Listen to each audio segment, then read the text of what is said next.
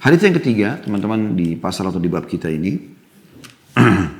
428 dari awal kita belajar, dan ini urutan 3 di dalam pasal atau bab kita ini. Mohon maaf, saya kadang-kadang bilang pasal sama bab karena saya lihat di sini tidak ditulis bab atau pasal ya, kalau dicetakan buku kita ini.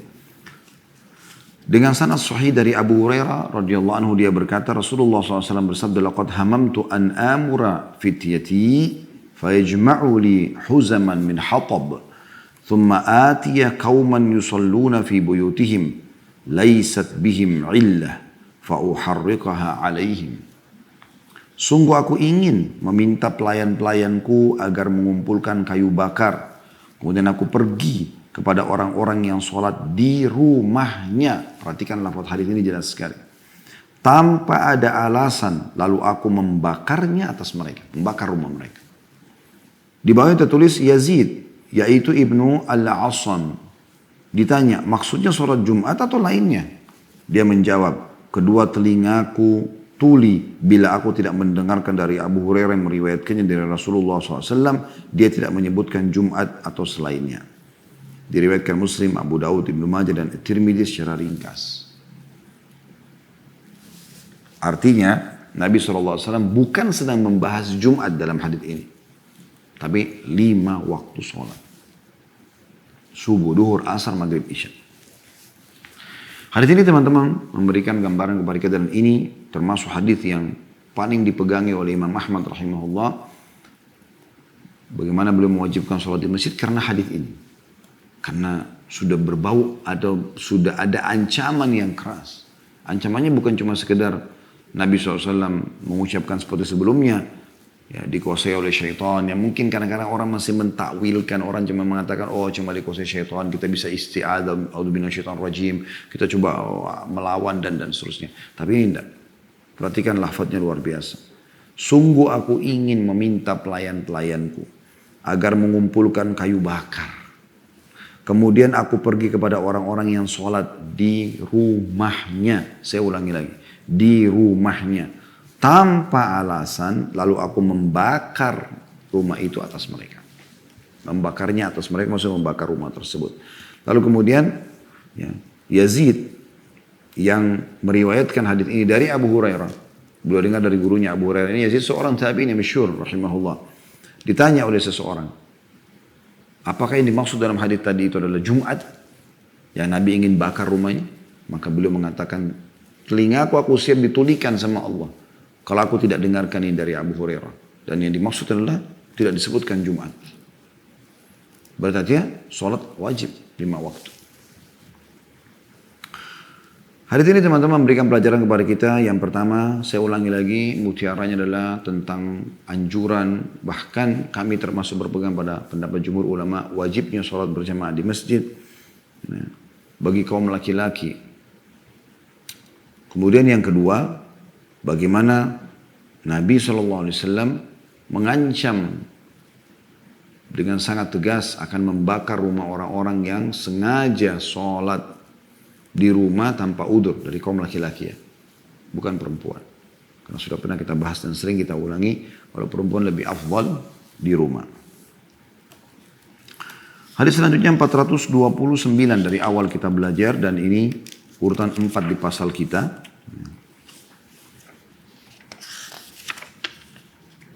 Insya Allah kita akan selesaikannya sampai hadis ke-9. Ada 4A dan ada 4B ya. 4A-nya berarti di urutan 429 ada 2 buah riwayat ya. Sebagaimana juga tadi sebenarnya di nomor 2 juga ada 2 hal yang disinggung ya. Hadis Nabi SAW dan perkataan Abdullah bin Mas'ud radhiyallahu anhu. Hadis 429 4A sebelahnya titik 2 Hasan Sahih dari Amr bin Ummi Maktum, dia berkata, qultu ya Rasulullah, ana dharirun syasi'ud dar wali qaidun la yulayimuni fahal tajidu li rukhsatan an usalliya fi baiti? Qala tasma'u nida? Qultu na'am. Qala ma ajidu laka rukhsah. Aku berkata, yang berkata Amr bin Ummi Maktum radhiyallahu anhu, ya Rasulullah, aku buta. Yang saya tahu ini sebenarnya Abdullah bin Umm Maktum ya. Mungkin Amr nama lainnya beliau. Tapi Ibnu Umm Maktum yang masyhur ini muadzin Nabi SAW yang matanya buta. Dia bilang, aku berkata ya Rasulullah, aku buta. Dan rumahku jauh dari masjid. Aku mempunyai penuntun tapi tidak terus-menerus melazimiku. Membantuku untuk ke masjid. Apakah engkau menemukan keringanan untukku agar aku bisa sholat di rumahku? Maksudnya adalah di saat tidak ada pemanduku. Karena kalau ada pemandu beliau sholat di masjid. Walaupun buta. Maka Nabi SAW bertanya, apakah kamu mendengarkan azan? Apa kamu mendengar azan? Aku menjawab, iya. Beliau bersabda, sallallahu alaihi wasallam, aku tidak menemukan keringanan untukmu. Diriwayatkan oleh Ahmad, Abu Dawud, Ibnu Majah, Ibnu Khuzaimah dalam Sahih dan juga Al-Hakim. Hadits ini teman-teman sekalian memberikan pelajaran kepada kita. Yang pertama, saya ulangi lagi, tentang anjuran bahkan wajibnya bagi laki-laki sholat berjamaah di masjid. Kemudian yang kedua, bagaimana Nabi SAW tidak memberikan keringanan bagi Ibnu Umm Maktum yang buta, yang rumahnya jauh, ya, bahkan tidak punya pemandu kecuali sesekali. Ada riwayat lain, ya, ada banyak binatang buas antara rumahku sama masjid. Bisa menarkamku setiap saat maknanya gitu. Apakah boleh aku sholat di rumah? Riwayat ini mengatakan Nabi SAW mengatakan tidak, aku tidak menemukan keringanan untuk tetap aku harus ke masjid. Riwayat yang lainnya disebutkan bahwasanya Nabi SAW mengatakan iya. Pada saat dia mau keluar dari masjid, Nabi SAW suruh panggil kembali dia. Datang turun wahyu mengingatkan. Lalu Nabi SAW tanya, atas ma'un nida, apa kau dengarkan azan? Ada azan dikumandangkan dan kau dengar? Dia mengatakan iya. Kata Nabi SAW, kalau begitu jawab. Buta, rumahnya jauh dari masjid, ya, tidak ada pemandunya, ada banyak binatang buas dan seterusnya. Ini luar biasa ini. Hadits ini sangat jelas, gamblang sekali. Diriwayatkan oleh Ahmad, Abu Dawud, Ibnu Majah, Ibnu Khuzaimah dalam Sahih dan juga Al-Hakim. Hadits 4b-nya saya bacakan sekalian, Hasan Sahih, dan ini menggabungkan antara hadits nomor 3 dan hadits nomor 4 ya sebenarnya. Dalam riwayat lain milik Ahmad, Imam Ahmad rahimahullah juga darinya, bahwa Rasulullah SAW datang ke masjid dan beliau melihat penyusutan jumlah jamaah. Berkurang orang ke masjid. Maka beliau bersabda, sallallahu alaihi wasallam, Inni la'ahummu an aj'ala lin-nasi imama, thumma akhruj, fala aqdiru ala insanin yatakhallafu anis salati fi baiti illa ahraktuhu alaihi. Faqala ibnu Maktum, ya Rasulullah, inna baini wa bainal masjidi nakhlan wa syajaran. ولا أقدر على قائد كل ساعة أيسعني ya. Saya ulangi, أيسعني أن أصلي في بيتي. قال أتسمع الإقامة؟ قال نعم. قال فأتها. Sesungguhnya aku benar-benar ingin mengangkat seorang imam untuk orang-orang. Karena beliau selama itu jadi imam ya. Kemudian aku keluar, lalu tidaklah aku menemukan seorang manusia yang meninggalkan sholat di masjid, laki-laki di sini ya, dan hanya sholat di rumahnya, jelas lafadznya, melainkan pasti aku akan membakarnya atasnya, membakar rumahnya. Ibnu Umm Maktum, tadi sahabat Nabi yang buta yang diriwayat sebelumnya meminta keringanan kepada Nabi SAW, berkata, ya Rasulullah, sesungguhnya di antara rumahku dengan masjid terdapat ya, pohon kurma dan pohon-pohon lainnya. Dan aku tidak selalu mendapatkan penuntun. Apakah ada keringanan untuk sholat di rumah? Nabi SAW mengatakan, apakah kau mendengarkan iqamah? Kau riwayat tadi sebelumnya kau dengarkan azan ya. Dia menjawab, iya. Maka Nabi SAW mengatakan, maka datangilah ia. Maksudnya sholat itu. Kemudian teman-teman sekalian di bawah ini cukup ada keterangannya. Cukup banyak keterangan yang ditambahkan di sini. Dikatakan bahwasanya makna daripada syasi'ud dar dengan shin lalu shin dan ain setelah alif, yakni jauh rumahnya. Ucapannya juga la yulayimuni, yakni tidak terus-menerus melazimiku atau membantuku ke masjid. Di naskah Abu Daud la yulawimuni dengan waw, dan itu tidak benar sebagaimana dikatakan Khattabi dan lainnya. Maksudnya yang benar adalah la yulayimuni pakai ya. Al-Hafidh Abu Bakar bin Al-Mundhir berkata, diriwayatkan kepada kami dari beberapa sahabat Rasulullah SAW bahwa mereka berkata, man sami'an nida thumma lam yujib min ghairi udhrin fala salatalah. Para sahabat mendengarkan adzan lalu dia tidak menghadirinya tanpa udur, maka tidak ada salat baginya. Di antara mereka adalah Abdullah bin Mas'ud, Abu Musa al-Ash'ari, dan ini diriwayatkan dari Nabi SAW. Di antara ulama yang berpendapat bahwa menghadiri sholat jamaah adalah wajib adalah Atha bin Abi Rabah, Ahmad bin Hanbal, dan Abu Thawr. Asy-Syafi'i berkata rahimahumullah semuanya, aku tidak memberikan keringanan bagi orang yang mampu sholat dengan berjamaah untuk meninggalkannya kecuali karena udzur. Jadi Imam Syafi'i pun yang dalam pendapat mengatakan sunnah muakkadah menjelaskan dari makna yang lain, aku tidak memberikan keringanan bagi orang yang mampu sholat dengan berjamaah untuk meninggalkannya kecuali karena udzur. Setelah menyebutkan hadits Ibnu Maktum, Al-Khattabi berkata, pada hadits ini terdapat dalil bahwa menghadiri jamaah adalah wajib.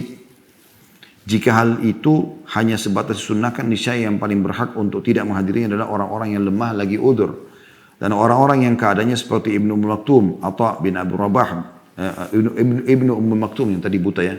Atha bin Abi Rabah berkata rahimahullah, seorang ulama tabi'in, tidak seorang pun makhluk Allah di kota maupun di desa yang memiliki keringanan jika tidak mendengarkan azan untuk meninggalkan sholat jamaah. Saya ulangi, tidak seorang pun makhluk Allah di kota maupun desa yang memiliki keringanan jika dia mendengar azan untuk meninggalkan sholat jamaah. Al-Auza'i berkata, tidak ada ketaatan bagi seorang ayah yang meninggalkan sholat Jumat dan jamaah. Padahal patuh orang itu adalah kewajiban, tapi Al-Auza'i beristihad dan mengatakan hal tersebut. Hadits ini teman-teman luar biasa, menunjukkan bagaimana ditambah lagi dan dikuatkan pendapat-pendapat para ulama tentang wajibnya sholat berjamaah di masjid, dan bagaimana Ibnu Ummul Maktum yang sudah menjelaskan keadaannya di riwayat ini 4b lebih ditegaskan lagi kalau antara rumahnya sama masjid itu ada banyak pohon-pohon. Ya, orang buta biasanya kan kalau ada satu pohon, ya, dua pohon mungkin dia masih bisa menghindar. Tapi kalau banyak pohon, dia bisa tersesatkan. Tadi dia mau tinggal lurus ke masjid nih, tapi ternyata karena banyak pohon dia sentuhkan dengan tongkatnya, dia bisa ke kanan, bisa ke kiri, bisa malah menyimpang. Tapi tetap saja Nabi SAW mengatakan Fatiha, datangi. Dan rumahnya jauh dari masjid.